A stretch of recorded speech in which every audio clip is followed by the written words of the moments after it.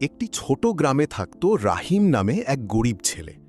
তার বাবা ছিলেন দিনমজুর আর মা মানুষের বাসায় কাজ করতেন। অনেক কষ্টে তাদের সংসার চলত। রাহিম ছোট থেকেই দেখত তার বাবা মায়ের কষ্ট, তাই সে মনে মনে একটা স্বপ্ন বুনত।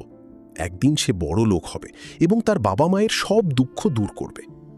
স্কুলে যাওয়ার পথে রাহিম প্রায়ই না খেয়েই বের হতো, কিন্তু তার চোখে ছিল বড় কিছু করার জিদ।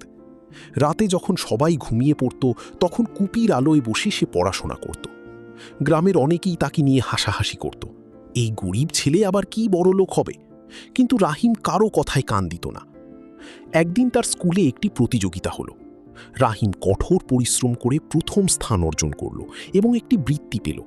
সেই বৃত্তির টাকায় সে শহরে পড়াশোনা করার সুযোগ পেল। শহরে গিয়ে রাহিম আরও বেশি পরিশ্রম করতে লাগল। পড়াশোনার পাশাপাশি সে ছোটখাটো কাজ করত নিজের খরচ চালানোর জন্য। বছরের পর বছর কঠোর পরিশ্রমের পর রাহিম একটি ভালো চাকরি পেল। ধীরে ধীরে সে নিজের ব্যবসা শুরু করল। তার সততা আর পরিশ্রম তাকে সফলতার শিখরে পৌঁছে দিল। একসময় সে সত্যিই বড় লোক হয়ে গেল। কিন্তু রাহিম কখনো তার অতীত ভুলে যায়নি।